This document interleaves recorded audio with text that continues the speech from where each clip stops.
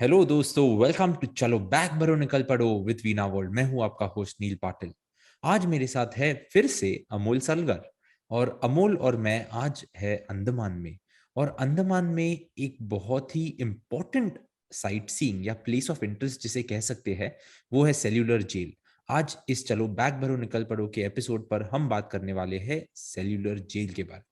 तो अमोल, आपने बहुत सारी अंडमान की टूर्स की है, तो थोड़ा एक अंडमान और सेल्यूलर जेल का इंट्रोडक्शन हमें दे दीजिए। करेक्ट। सबसे पहले वीणावल के सभी दर्शकों को मेरा प्यार भरा नमस्कार और thank you Neel for this opportunity. आज हम बात करने वाले हैं अंडमान के बहुत ही इम्पोर्टेंट और देशभक्ति की एक लॉ जो अभी भी वहां पे चल रही है उसके बारे में, यानी कि सेल्यूलर जेल के बारे में। बहुत बार लोग ऐसे बोलते हैं, अरे हम तो हॉलीडे पे हैं, ये जेल क्यों दिखा रहे हो आप, और ये ऐसी जगह जहाँ पे रूइंस है, ये है, वो क्यों दिखा रहे हो आप।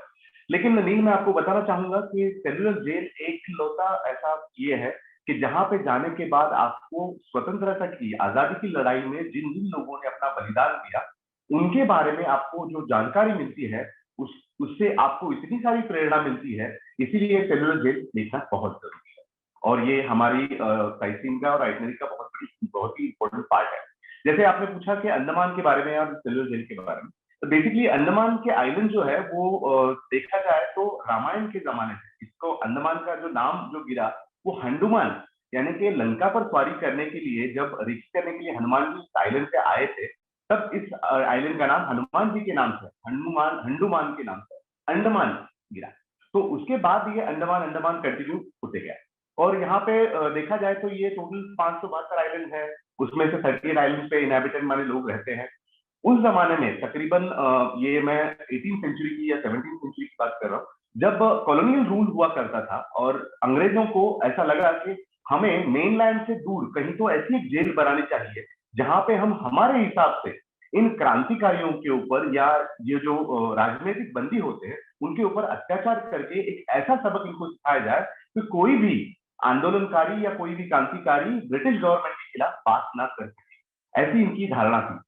1888 में इसका सर्वे हुआ था और उसके बाद में 1893 में और उसी साल, देखिए मैंने कॉन्ट्रैक्ट कैसा है, एक तरफ पूरी दुनिया बात करी थी शांति की और यहाँ पे ये जेल का निर्माण शुरू हो गया था। यानी 1893 से ये जेल का काम शुरू हो गया। तकरीबन इसकी कुल लागत लगने वाली थी 5 लाख रुपए, सबके 5 लाख रुपए, लेकिन बनते बनते ये 7,88,694 रुपए में बनके तैयार हो गया। तो ये जेल जो बेसिकली है तो सिर्फ क्रांतिकारियों के लिए या मेन लैंड से दूर, यानी कि भारत का जो उपनिवेश था उससे दूर कहीं तो आइलैंड पे हमें एक ऐसी जेल चाहिए थी, बिकॉज यहाँ पे जो बंदी बनाए जाते थे या मेन जेल में रखा जाता था उससे उठाव यानी कि रिबेलियन बहुत होते थे, वो रिबेलियन ना हो इसलिए स्मूथली उनको ऑपरेट करके वहां पे भेजा जाता। Thank you Amol. तो बहुत लोग ये नहीं जानते हैं कि सेल्यूलर जेल को काला पानी ये नाम भी है, या इसे काला पानी कहा जाता है। तो ये क्यों कहा जाता है? करेक्ट। बेसिकली नील, उस जमाने में ब्रिटिश लोगों को यानी कि जो भी केसेस उनके ऊपर डाले जाते थे, ये बेसिकली कैसे होते थे, जितने भी क्रांतिकारी हुए, आपको पता रहेगा कि 1857 से जो स्वतंत्रता की जो मशाल जली है, यानी कि लॉ जो तात्या टोपे जी रहेंगे, झांसी की रानी रहेंगी या नाना फडणवीस रहेंगे, ये सारे लोगों ने एक लव जलाई, माने 1857 का जो उठाव भारत में हुआ था, तब से क्रांतिकारियों का एक अलग सा जत्था बनना शुरू हो गया। और इनको दबाने के लिए अंग्रेज सरकार को ऐसा लगा कि हमें कुछ ना कुछ इनके ऊपर कार्रवाई करनी चाहिए, लेकिन सख्त कार्रवाई करनी चाहिए। तो उन्होंने इतना भयंकर उसका एक उपाय सोचा, तो ये सजा जो थी काला पानी। काला पानी क्यों कहा जाता है, जो बेसिकली अंडमान आइलैंड है जहां पे बेसिकली ये जेल बनाई गई थी, इस जेल को बनाने के पीछे सबसे, ये जगह को फाइनल करने के पीछे सबसे इंपॉर्टेंट बात ये थी कि इसके हजारों मील चारों तरफ पानी है। यानी तो कोई भी तैर के हजारों मील, यानी 1200 किलोमीटर पे चेन्नई था उस जमाने का मद्रास था। अब का पश्चिम बंगाल जो है वहां से 1200, यानी कहीं से भी जाओ तो 1000 किलोमीटर की दूरी कोई भी तैर के नहीं जा सकता। ये एक बात। दूसरा, यहाँ पे बेसिकली इतने सारे काम दिए जाते थे और इतनी सारी बर्बरता पूर्वक उनके ऊपर अत्याचार किए जाते थे। जब हम पनिशमेंट के बारे में आएंगे तब मैं आपको डिटेल में उसके बारे में बताऊंगा। तो एक बार सजा देने के बाद, यानी कि कन्विक्ट होने के बाद आदमी उस जगह से अगर मेनलैंड से चला जाता है तो वो काल बोलते थे, तो काल के समय में जो चला जाता है वो वापस नहीं आता। इसलिए उसको पानी, यानी कि पानी वहां का काला नहीं है, पानी नॉर्मली है, बट काल और पानी, काला पानी, ये शब्द बन के काला पानी हो गया। और ऐसा माना जाता था एक बार इसकी सजा माने काला पानी की सजा आपको सुनाई जाए तो वो इंसान कभी भी वापस आता नहीं था, इसीलिए इसको काला पानी कहा। आपने जैसे कहा कि पनिशमेंट पे के बारे में तो आप बताओगे ही, तो उस पे आएँगे ही। पर अमोल थोड़ा ऑफ कोर्स आपने थोड़ी हिस्ट्री तो बताई ही है, पर थोड़ी सेल्युलर जेल की डिटेल्ड हिस्ट्री बताओगे तो बहुत अच्छा लगेगा। ओके, सेल्युलर जेल बेसिकली जैसे मैंने कहा कि नील, इसका जो सर्वे हुआ था वो 18 सेंचुरी के आखिरी में हुआ था और 1896 में जेल बनना एक्चुअली 1893 से 18 माने 1906 तक ये जेल पूरी बन के तैयार हो गई। इसको बेसिकली बनाया इस तरह से गया था कि कम से कम इंसानों की जरूरत यहाँ पे लगे, यानी कि जो इसका जो आकार देखा जाए तो एक साइकिल का जो व्हील रहता है और उसके जो स्पाइक रहते हैं उसी प्रकार का आर्किटेक्चर यहाँ पे यूज किया गया है। आपको पता है आप मेलबर्न में रह चुके हो, मेलबर्न की जो ओल्ड जेल है सिमिलर उसी धरती पर ये भी जेल बनी है। यहाँ पे इस सिमिलर ऐसी आर्किटेक्चर की 3 जेलें हैं, एक राजमंड्री जेल, दूसरी जेल जो है मेलबर्न ओल्ड जेल यानी कि जो पुरानी मेलबर्न में जेल अभी भी है, और ये जो अंडमान की जेल है। तो ये साइकिल के व्हील जैसे बनाया गया था, इसके जो स्पाइक है 7 अलग अलग स्पाइक्स बनाए गए थे और सेंटर में वॉच टावर हुआ करता था और वॉच टावर के बीच में विंग के और वॉच टावर के बीच में ब्रिज हुआ करता था जो लकड़ी का हुआ करता था, यानी कभी भी वो ब्रिज निकाला जा सके या वापस लगाया जा सके, यानी कि कनेक्शन के लिए वॉच टावर के कनेक्शन विंग और वॉच टावर के बीच में लकड़ी का ब्रिज बनाया गया। और ये टोटल जो बैरक थी इनमें से कोई भी इंसान एक दूसरे से बात नहीं कर सकता था। दिन भर इनको काम दिया जाता था, 6 बजे इनको बाहर निकाला जाता था और उनको काम दिए जाते थे, वापस 6 बजे शाम को उनको जेल में अंदर रखा जाता था। उस दौरान कोई किसी से कम्युनिकेशन हो ना हो, इसलिए इस जेल की जो है 13.5 बाय 7.5 फीट की जो जेल थी, अंदर कोठरी थी, उस कोठरी में सिर्फ एक रोशनदान हुआ करता था और जो बाहर से दरवाजा हुआ करता था उसको चाबी भी अगर आपके हाथ में मिलती है तो भी आप खोल ना सको, ऐसी उसकी रचना की गई। तो इस प्रकार की जेल 7 अलग अलग भुजाओं में बनाई गई। तो ये जेल वहां पे बेसिकली कम सर्विलेंस लगे इसके लिए इसी को डिजाइन किया गया था। आज भी आप ओल्ड मेलबर्न जाते हो या राजमुंद्री जेल जाते हो तो सिमिलर आर्किटेक्चर आपको वहां पे भी देखने मिलेगा। ग्रेट अमोल, आपके पास तो इतनी सारी इन्फॉर्मेशन है, तो जो हम जब हम सेल्युलर जेल विजिट करते हैं तो एक बहुत ही अच्छा लाइट एंड साउंड शो होता है उधर। उधर जी भी ऐसे ही इन्फॉर्मेशन मिलती है। पर चलो वापस जी आते हैं सेल्युलर जेल पे। तो आपने पहले कहा था कि वहाँ पे जो पनिशमेंट होती है वो बहुत ही जी रिगरस पनिशमेंट होती थी। तो जी। वो क्या, किस टाइप की पनिशमेंट होती थी जब आपको वो जेल भेजा जाता था? बेसिकली काला पानी एक सजा हुआ करती थी, वो जैसे आपने पूछा कि काला पानी क्या हुआ करता था, एक बार उसको सजा हो गई और वो मेन लैंड से यानी कि भारत के उपनिवेश से आके यहाँ पे इस आइलैंड पे उतरने के बाद उसको पता था कि मैं वापस जाने वाला नहीं हूँ यहाँ। तो उसमें जब कैदी आता था तो कैदी अंदर आने के बाद उसको सिर्फ और सिर्फ जो खाना है वो 2 टाइम या 3 टाइम दिया जाता था, जितना उसको लगता है उतना ही। पेट भर के खाना कभी यहाँ नहीं मिलता था। यहाँ पे लोगों को अलग अलग सजाएं, दिन भर जो काम दिया जाता था वो अलग अलग, यानी कि यहाँ पे कोलू जिसको हम घानी बोलते हैं, तेल की घानी जो बोलते हैं, उसके ऊपर लाद दिया जाता है।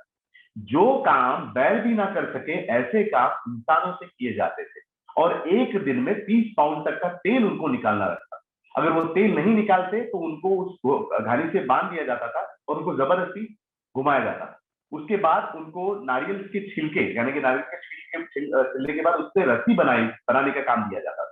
और उसके साथ अगर वो काम नहीं करते हैं तो उनको प्लॉजिंग यानी कि एक ऐसे टिकटिकी हुआ करती थी और टिकटिकी पे पीछे नंगा खड़ा किया कर दिया जाता था और उसके ऊपर बाद में कोड़े मार दिए जाते।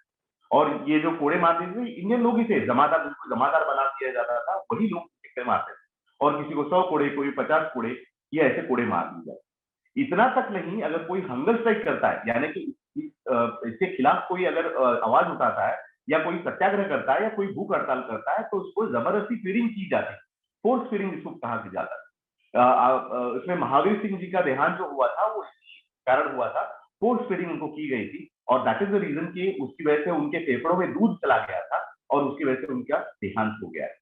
सो ऐसे बहुत सारे किस्से हैं पनिशमेंट के जो जब हम जेल में जाते हैं तो हमको एक गाइडेड टूर में बताया जाता है, लेकिन हम भी वहां पे जो बीनावल की टूर की जो सारी जानकारी होती है उसमें भी हम ये जानकर देते हैं। रूह जिसको कांप जाना जिसको बोलते हैं ना, वो सजा यहाँ पे दी जाती है।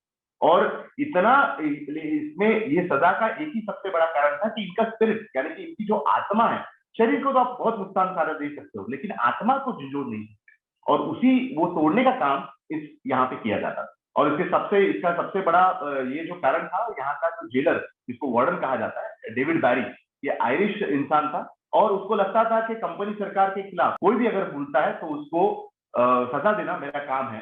सो अमोल, ये सुन के तो मुझे अल्केट्राज की याद आती है। अल्केट्राज जो सैन फ्रांसिस्को में जेल है, वहां पे भी पनिशमेंट कुछ ऐसी ही होती थी। तो जी, ऑफ कोर्स अमोल, जब हम सेल्यूलर जेल जाते हैं तब वीर सावरकर जी के बारे में बहुत सुनते हैं। तो वीर सावरकर जी और उनका कनेक्शन इस सेल्यूलर जेल के साथ क्या है? और जब उन्हें यहाँ पे भेजा गया था तो उनकी पनिशमेंट कैसे थी, उसके बारे में थोड़ा बताइए। जी। जैसे कि नील, ये बेसिकली जेल बनाने का कारण, जैसे मैंने बोला, तो मेनलैंड से जितने भी बुद्धिजीवी लोग थे, जितने भी क्रांतिकारी लोग थे, इनको यहाँ पे शिफ्ट करके यहाँ पे उनको सजा दी जा सके, इसलिए जेल का निर्माण किया गया। और आपको पता है कि वीर सावरकर जी लॉ पढ़ने के लिए लंदन गए थे और उनका जो कांटेक्ट जो है मदन लाल ढींगरा जी के साथ आया और वहां पे इस ब्रिटिश गवर्नमेंट के खिलाफ कोई ना कोई हम साजिश करके हमारी स्वतंत्रता वापस दिलाने के लिए ये सारे क्रांतिकारी लड़ रहे थे। और उसी में उन्होंने, सावरकर जी ने बम बनाने का जो तरीका था वो वहां पे सीख लिया था और उसका पर्चा बांटने के इंडिया हाउस के वहां पे, इंडिया हाउस जो है लंदन में इंडिया हाउस था, वहां पे सब लोग ये मिलते थे और वहां पे कॉन्स्पिरेसी उनकी चल रही थी। और उसी वक्त यहाँ पे नासिक में जैक्सन कलेक्टर, यहाँ पे जो कलेक्टर जैक्सन थे, उनका भी मर्डर हुआ था और ये दोनों कॉन्स्पिरेसी केस में सावरकर जी को गिल्टी यानी कि कन्विक्ट पाया गया था और उनको जब लंदन में अरेस्ट हुई तो उनको वहां से फिर बाय शिप यहाँ पे लाया गया। और ऑन दी वे लाते वक्त सावरकर जी को पता था कि अगर मैं लंदन या लंदन से इंडिया मुझे लाया जाता है तो सजा दी जाए, लेकिन मैं क्रांतिकारियों के लिए कैसे मिसाल बन सकूं और उनके लिए कैसे ये एक एग्जाम्पल सेट कर सकूं, इसलिए उन्होंने क्या किया कि जैसे ही वो जो बोट थी वो मार्सलिस बंदरगाह पे आई तो वहां से उन्होंने जंप मार के, मैं फ्रांस का अगर युद्ध कैदी बन यहाँ पे बनता हूँ तो फ्रांस मुझे असाइलम देके मुझे छुड़ा लेगा, ऐसी उनकी धारणा थी। लेकिन फ्रांस गवर्नमेंट ने ऐसा नहीं किया, उन्होंने वापस ब्रिटिशों को सावरकर जी को हैंड ओवर किया और यहाँ पे आने के बाद उनके ऊपर मुकदमा चला और मुकदमा चलने के बाद उनको 25-25 साल की दो सजाएं, यानी कि नासिक कॉन्स्पिरेसी केस में 25 साल की सजा और लंदन के कॉन्स्पिरेसी केस में 25 साल की सजा, ऐसे दो केस में 50 साल की सजा उनको दी गई। और he is considered as a most dangerous prisoner, जो जिसको पॉलिटिकल प्रिजनर कहा जाता है। उन्होंने बहुत ही अच्छा शब्द ढूंढ के निकाला था ब्रिटिशों ने, राजनीतिक युद्ध बंद यानी राजनीतिक कैदी, ऐसा एक शब्द वो यूज करते थे, जिसको पॉलिटिकल प्रिजनर कहा जाता है और उसके अंडर काला पानी की सजा सावरकर जी को यहाँ पे दी गई। 4 जुलाई 1911 को सावरकर जी को 1911 में यहाँ पे अंडमान शिफ्ट किया गया। तकरीबन 10 साल तक यहाँ पे सावरकर जी को रखा गया और 2 मई 1921 में उनको रत्नागिरी की जेल में उनके घर में शिफ्ट किया गया और उनको हाउस अरेस्ट में वहां पे रखा गया। तो तकरीबन 10 साल सावरकर जी यहाँ पे थे और जैसे ही सावरकर जी को यहाँ पे लाया गया तो डेविड बेरी के पास सावरकर का सब ये बायोडाटा वहां पे मौजूद था और उसको पता था कि सावरकर जी कितने इंटेलेक्चुअल है, तो उनको सजा भी दी जाती थी, वो उनसे बात भी करता था और लेकिन इतनी बर्बरता पूर्वक सजा उनको दी जाती थी कि उनको खाना, उनका उनका जो रहन सहन है उसके ऊपर सब रिस्ट्रिक्शन। आजादी का सही मतलब जब हम सेलुलर जेल जाते हैं तब हमको समझ में आता है और 10 साल एक काल कोठरी में गुजारना कितना मुश्किल है वो वहां पे जाके ही समझता है। जब हम सावरकर कोठी विजिट करते हैं नील, हमारी लिटरली आंखों में पानी रहता है कि 10 साल इतनी सी छोटी जगह पे वहीं पे खाना, वहीं पे सब कुछ करना, ये सारी चीजें करना कितना मुश्किल है, वो वहीं पे जाके आपको, ना आपके पास पढ़ने के लिए किताब होती थी, ना सुनने के लिए म्यूजिक होता था, ना कुछ आपको सुविधा नहीं दी जाती थी, ना न्यूज़पेपर दिए जाते थे।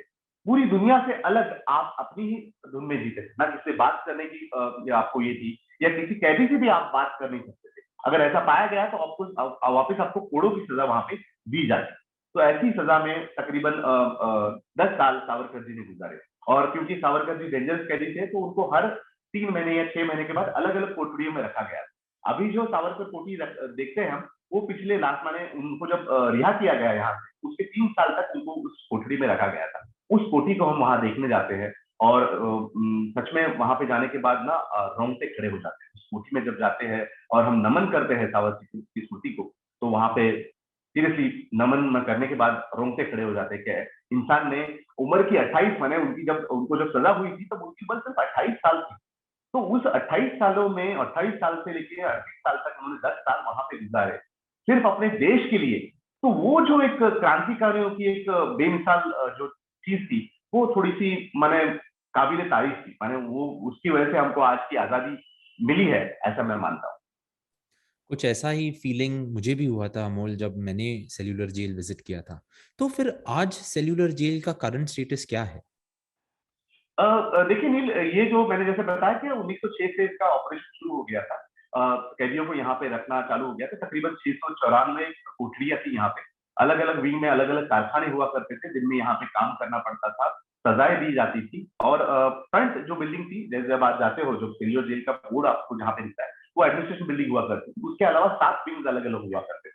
तो उसमें वहां पे फांसी घर है, वहां पे मेस है, वो सारी जगह है। लेकिन इस जेल ने बहुत सारी, यहाँ मैं बोलता हूँ ना हमेशा कि लोग बोलते हैं अरे खंडर की जगह को देखने के लिए क्यों लेके जाते हैं, लेकिन ये दीवारें, यहाँ की जो पृष्ठभूमि है, हमेशा कुछ ना कुछ बोलती है। यहाँ की दीवारें बोलती है। मैं हमेशा नहीं, जहां पे भी ऐसे स्थल पे जाता हूँ तो वहां की मिट्टी जरूर लेके आता हूँ।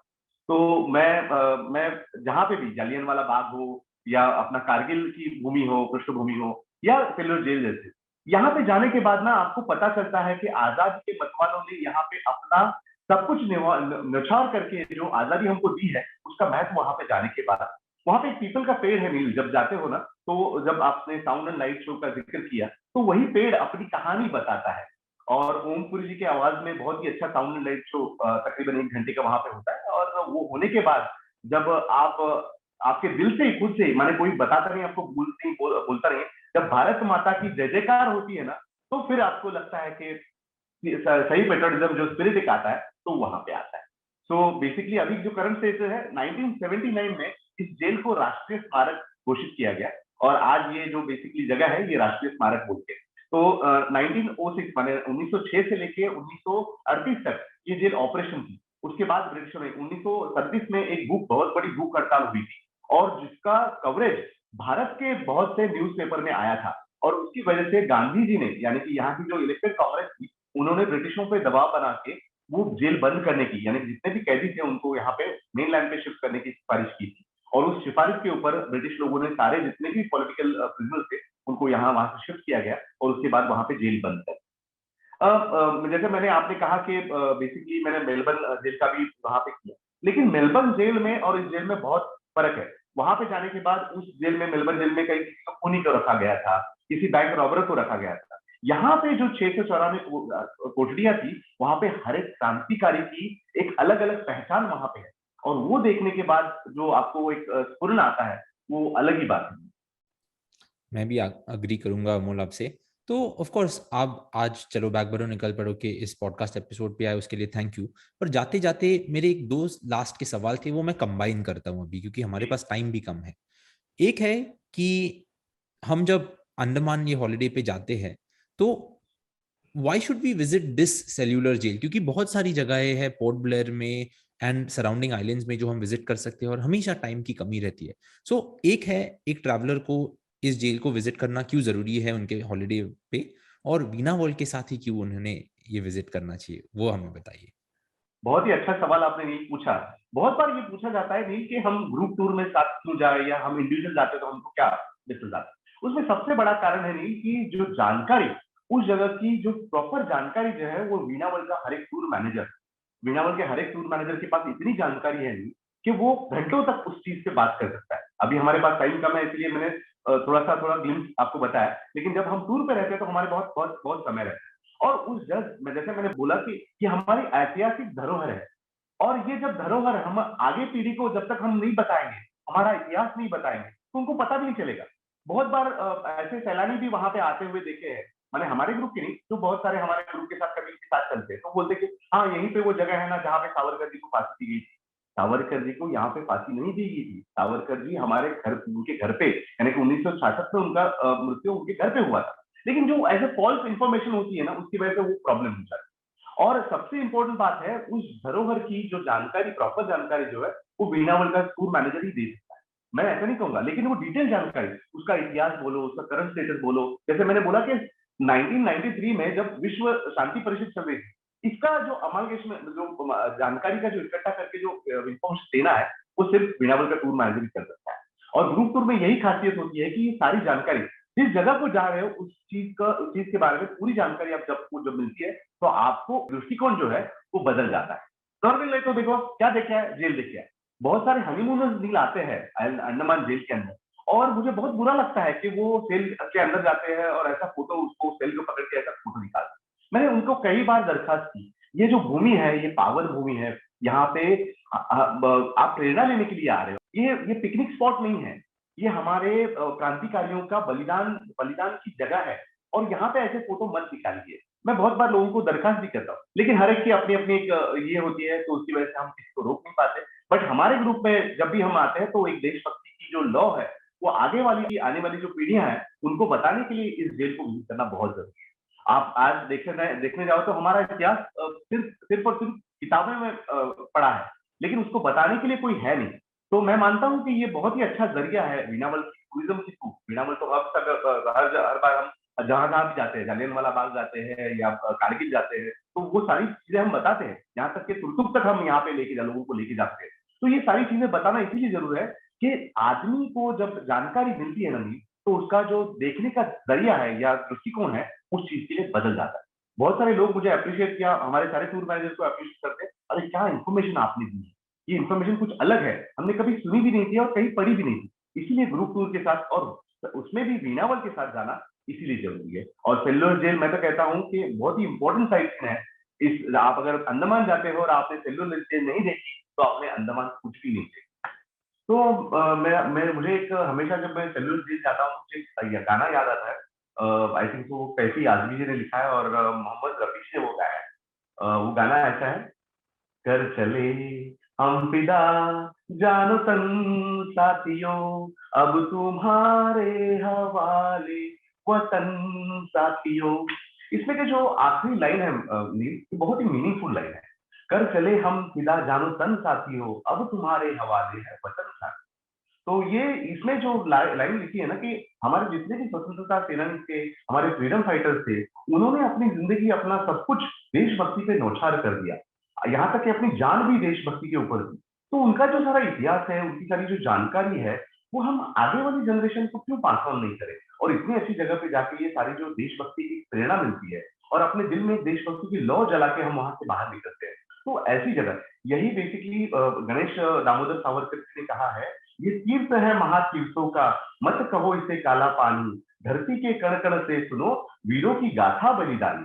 तो ये गाथा जो बलिदानी गाथा है, इसको सुनने के लिए हम सिल्वर जेल जाते हैं। और यही वो पृष्ठभूमि है नील, जहां पे 30 दिसंबर 1944 को नेताजी सुभाष चंद्र बोस, जो हमारे आजाद हिंद सेना के जो लीडर थे, जिनकी हाल ही में हमने 125वीं जन्म वर्षगांठ हमने मनाई एज अ पराक्रम दिवस करके, तो उन्होंने वहां पे 30 दिसंबर 1944 को स्वतंत्र भारत का पहला झंडा वहां पे फहराया था। यानी कि जब तक हमको आजादी भी नहीं मिली थी, तो भारत की भूमि पे पहला झंडा जो फहराया गया था वो वहां पे। अभी जो वो जगह है वो नेताजी सुभाष चंद्र बोस स्टेडियम के नाम से जानी जाती है, तो वो जगह देखने जाती। याद है आपको, याद होगा कि कोपनहेगन में एक छोटी सी मरमेड का स्टैचू है, उसे देखने के लिए दुनिया से लोग आते हैं।